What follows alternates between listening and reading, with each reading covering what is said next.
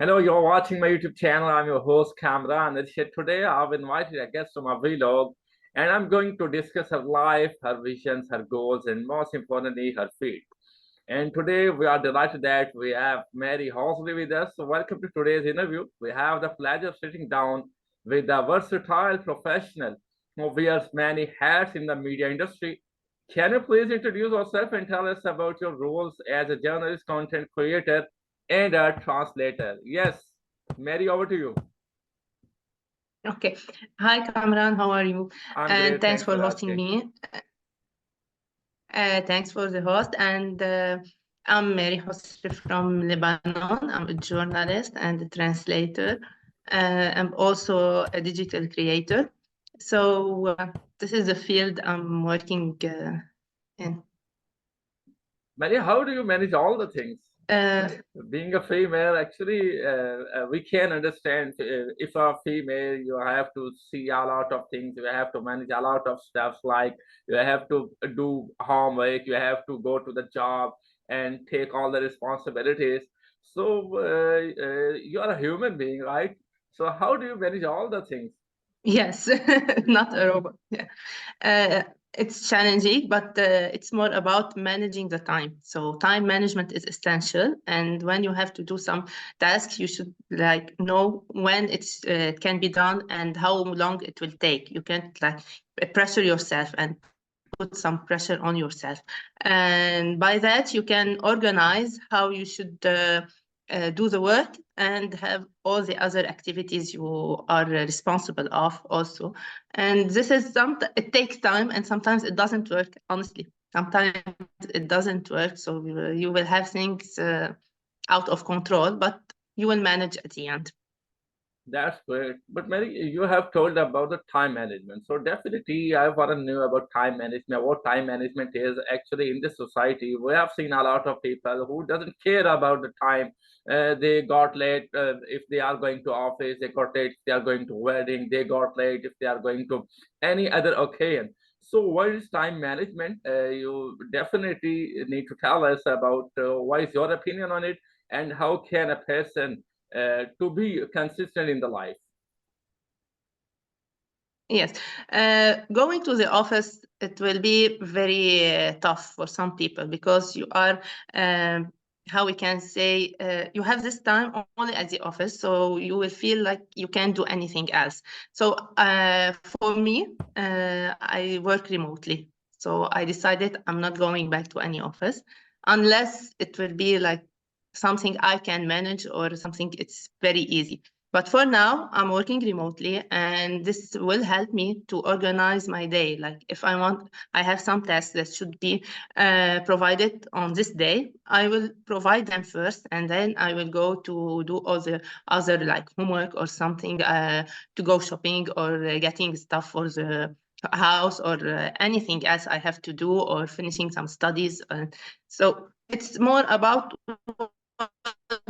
do you decide. If you want to go to the office, then you will have to know that this is the time. It's sacrifices for the office, and you will have to do the job in the office. After that, you will know, for example, where to go and how the priorities. So if you have to go to the grocery, so you will know on which day you will go and what time the grocery is open and how you can get all the stuff done. And if you have something like, for example, doctor appointment, or you will need to, maybe you can take permission to go have, or maybe you can manage with someone else to finish all the stuff they can do for you. Well, Mary, I'm sorry to say about this. So actually, I've seen a lot of people, if they have an appointment with the doctor as well, they got it. I don't know what's the reason behind that. They want priority. They want to consider them that they are special. I don't know what is it. But if someone comes to me and asks me or says to me that come and go late, so definitely it will be a curse for me. But people don't know why they think or why they take it very lightly. What your opinion on it? Well, it depends on every person who has his priorities. and it's up to them to define what they want to do. For example, some people will say, no, my job is my priority, and I should sacrifice everything for my work. And some people will say, no, my family is my priority. Some people will say my my mental health is essential. So they will say, okay, I will just work this time, and the other time I will have to take care of myself. So it depends on every person, how he sees his life going on and how the priorities he wants. And maybe we can say like ages can also have this some age you will say, no, I want to build my career and I want to have this profession going well, and then you will look, oh no, it's time to take care of myself and to have some fun. So also the situation, the age, the country, everything. Yeah, Mary, you are a journalist, right? I also belong to journalism. I have been doing this since 2013, practically. But the thing is, don't you think it's our responsibility to educate the people about punctuality, to educate the people about to take responsibility, because we are not ready to take responsibility. We are actually make a blame game to them that I can't do that, I couldn't do that because of him, because of her. I was not being able to do that because of them. So don't you think, how can we how can we educate the people as a journalist?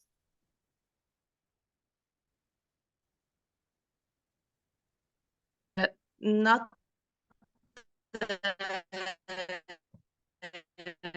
taking responsibility. It's more easy to say, yeah, okay, I made this fault, now I'm ready to correct it. So once you are ready to correct it, but as a human being, of course, no one would say I made this fault, or I should always blame someone else because I'm perfect. It's how you see. Now you can say, okay, person can make mistakes. So you will start, I did this, so I'm ready also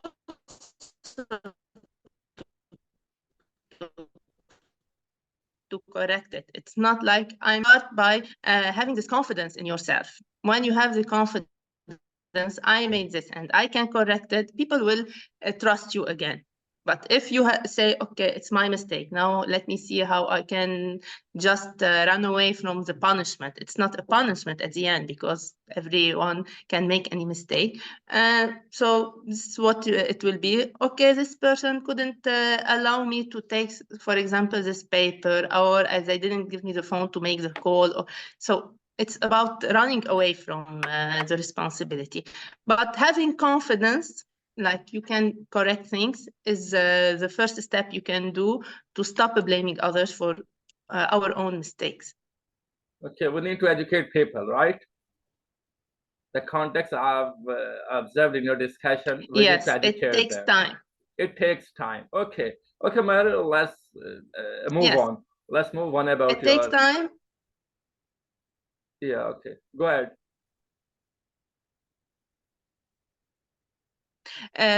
About educating people, it's more about the role model. So they should have someone who can lead them to this part. Like as journalism, we can just give them some tips, people who did this, and they can give them advices. But at the end of the time, they will have someone as a role model, like in the company where they are working. If the leader will say, I made this fault, without blaming the team or blaming someone in the team, this is a role model. They will feel like, okay, if I made a mistake, I can speak to my boss or to my responsible, and they will understand, and I will work on the right way to, for example, do the job or correct a mistake or anything else. All right. May okay, one question about your personality, actually, it can be a personal question. How did you get into this journalism? Actually, women have a lot of fears in the society. And why did you choose this journalism? Why it takes you to be a journalist? Yeah, at first Just it was because that you by are beautiful, coincidence. that your appearance might be very good on a screen. This was the reason. No, I don't Okay. like being on camera anyway. Okay. But I like the field work. Okay. At first, it happened by coincidence. I was at school, and our teacher was a journalist, and then I look, okay, why I don't do the journalism field and discover it and have more information. So I have a small talk with her, and she explained to me what is journalism, and then I started reading and checking the news, watching television, and getting more information about this field. And I felt, yeah, this is a major I want to do. So it's more about knowing people and sharing the experience. And for example, young people would like to have these challenges in their life. Okay. So this is how I started. And how long have you been doing this? Practically journalism? Around 15 years. 15 years. You have a 15 years experience. Oh my God. Actually, Yes. that's really great. Then you have seen a lot of stories, have covered a lot of stories. You have definitely met a lot of people like politicians, bureaucrats, doctors, professors. So how's your experience going on so far? Well, it is nice, and I feel like this experience has sculpted my personality, because when you start as a young person in this field, you will have a lot of challenges, and then you will start to learn how to overcome by yourself. Right. Because no one vox pop with people, or you are interviewing, or are covering. So it's only you. And will help you to have a strong personality and to have a self-confidence. It really helped me in this part.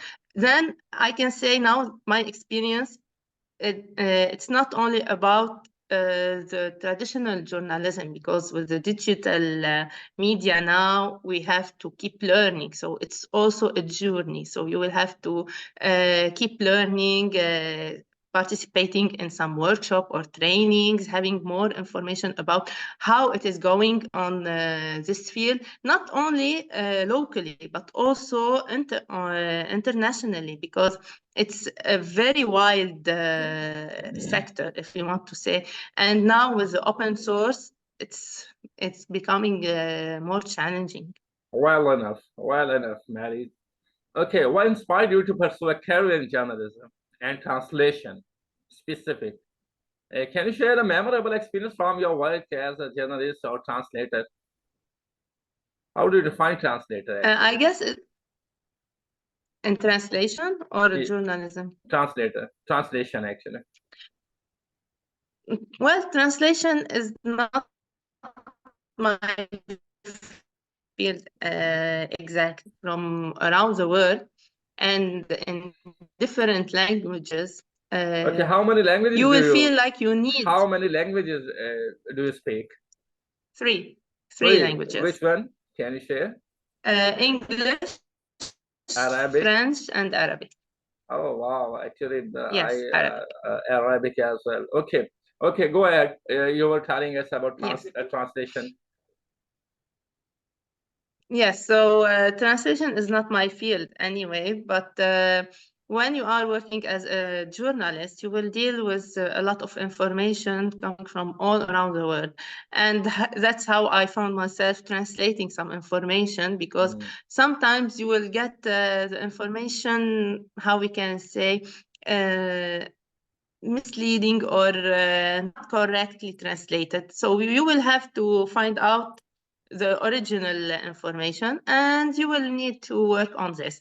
So this is how I found myself translating the news, and I started like, okay, I can go for translation as well. Okay, what is the memorable moment you have faced in your journalism so far? It's easy for you to share. Well, I guess Yeah, every experience is unique because every time you go to cover some event or have an interview with a person or meeting new people or even preparing a show or anything related to journalism is a new experience. You will have something new to learn. But I guess the first time I went on the field to cover an international event. It was in Spain. It was my really turnover, if we can say, in my career because I learned a lot. And being outside your country for the first time, having to work there, and you are in charge of everything on the field and reporting to your company. So this is a very important thing anyone can do. Okay. Have you ever been to any other country for journalism? Have you ever worked for any other country?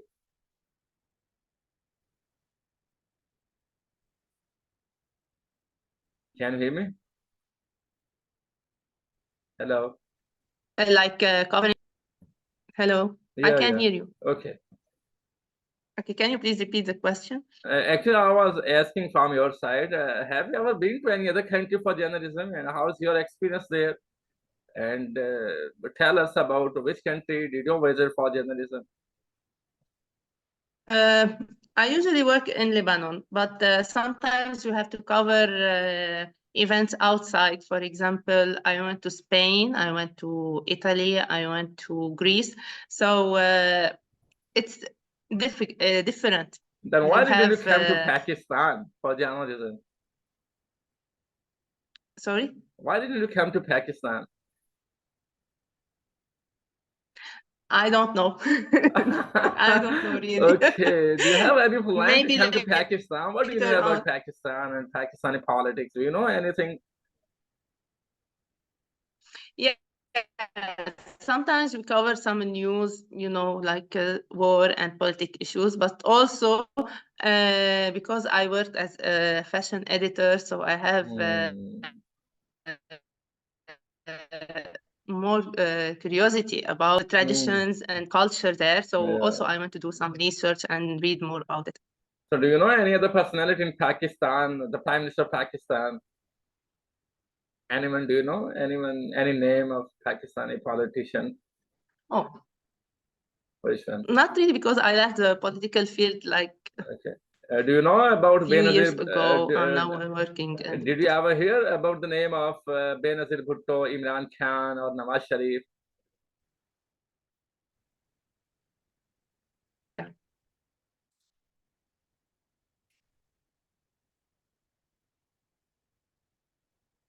Can you hear me? Can you hear me? Yeah, now I can hear.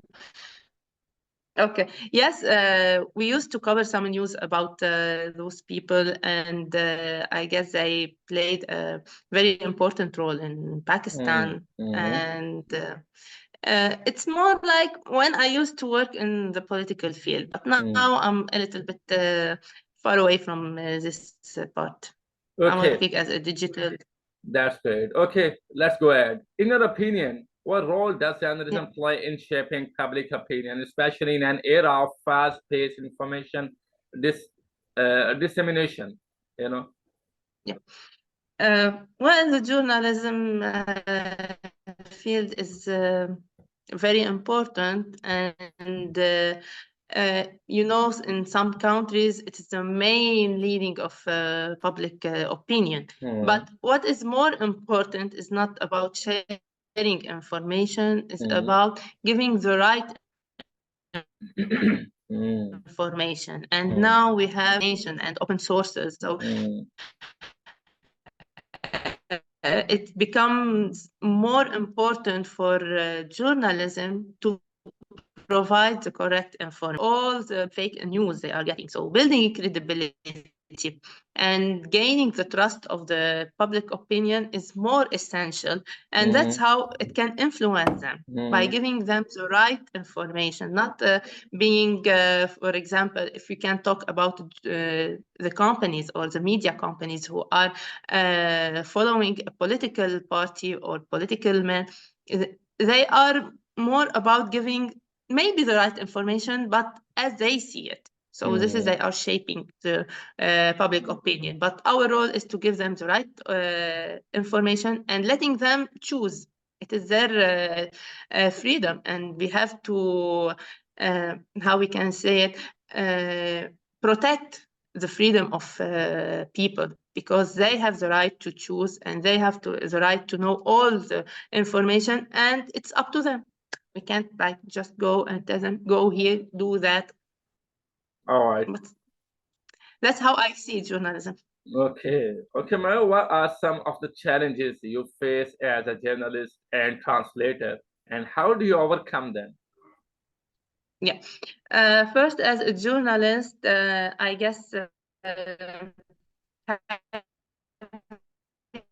right information, because now it's more easy to build using the AI or using Photoshop or anything. You can get a photo and having some information saying, oh, this happens today, but maybe it happened like years ago. So the challenge is the information, to have the correct one, and knowing the source. So to overcome this, usually there is a lot of tools a journalist can use to check if the information is correct, or it is recent, or the photo goes with the news they are having.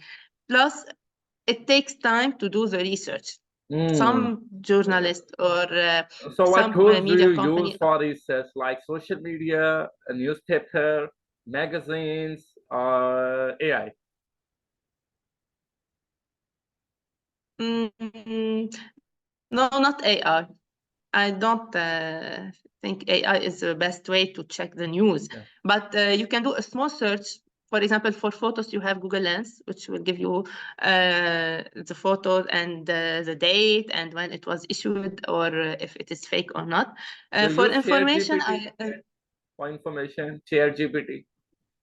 Did you ever use ChatGPT that? is sometimes, but it's not very accurate, because the information to the are given by people. So they can give the AI any information they want. So it's not a very accurate tool to use it, especially if we are looking for Arabic news or Arabic information. So I don't think it is more credible now.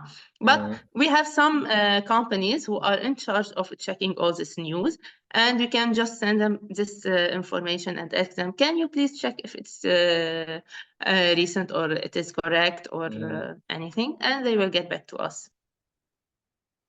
That's great. That's great. Are you satisfied where you are? I mean, actually, what position you are right now? This is a place you wanted to be or thought about?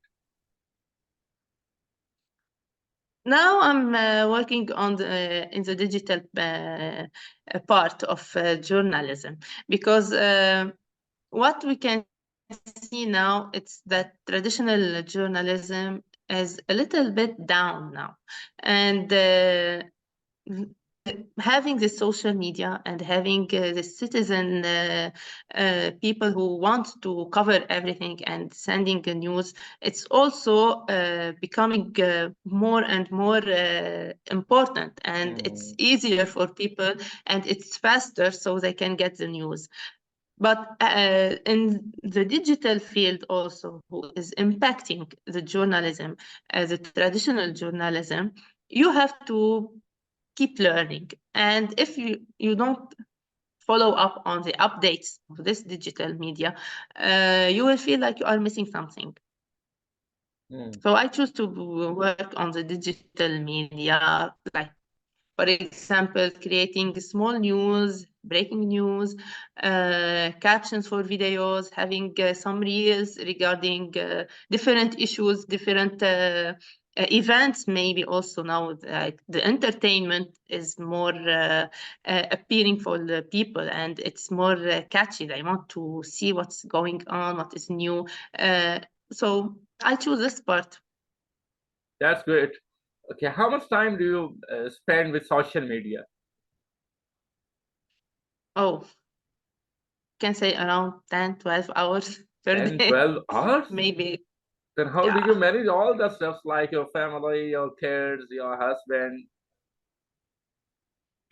I have it's not like we can say on a daily basis, but mainly when you are working in the digital field, you will have to check every time, like every five, let's say every hour, you will have to check if you get messages, or how is the video doing, or the news is getting the views you need, or so this is part of working in the social media and the digital field, because you have your phone and you can check it anywhere you are. So it's part something positive and something negative at the same time, because you will feel like under pressure and you need to check. And sometimes it's good because you're not obliged to stay at one place and having all this social media open and checking all the pages, and so it's easier.